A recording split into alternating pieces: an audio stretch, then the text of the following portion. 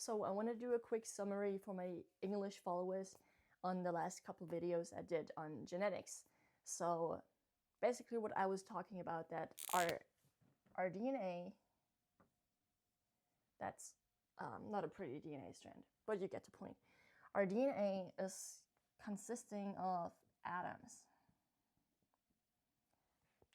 And what I said is that you are the center of the universe, which means your DNA is the blueprint for your entire reality.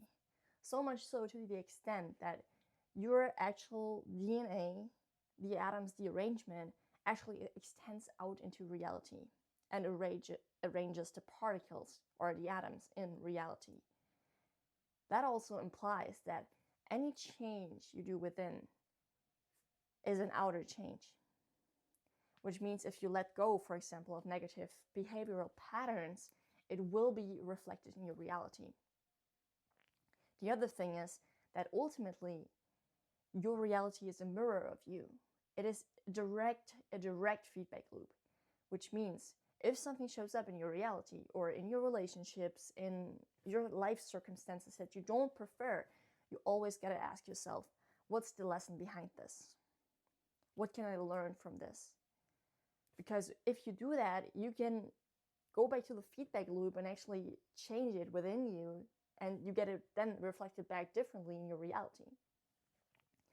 The other thing is that if you take a particle, then you have the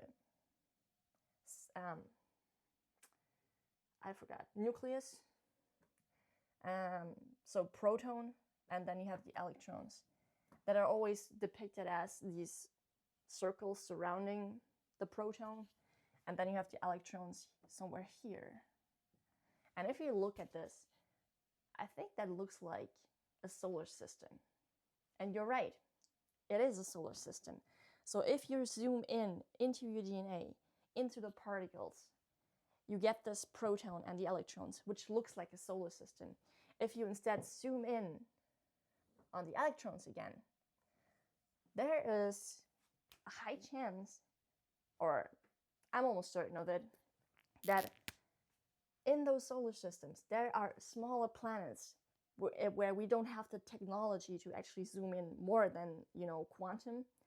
But I believe it goes way, way deeper, meaning that on those solar systems, there are planets, and some of those planets are Earths.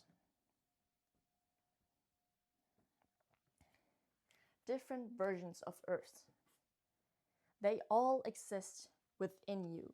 So imagine this. You have an almost infinite amount of particles, if not infinite.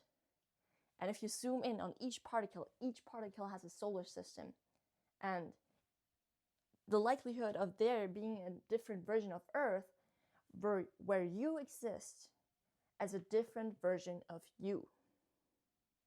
So remind you that this is the DNA. I know it's not a pretty DNA strand, but this is the DNA, your DNA. Now, you have billions upon billions of genes in your DNA. And on those genes are infinite amounts of solar systems with infinite amounts of Earth, with infinite amounts of versions of you. Meaning that you as a person, you as the individual, you are the manifestation of all versions of you in one person.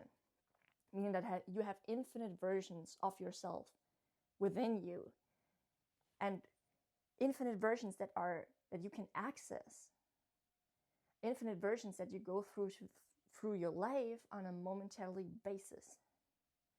You shift every single nanosecond, and our brain makes it seem like it's a continuous time stream, but ultimately you shift every nanosecond.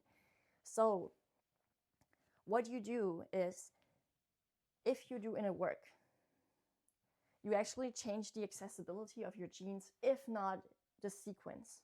So there has been reported that you have spontaneous DNA mutations, which means that actual base pairs that make up the DNA could change for no seemingly reason.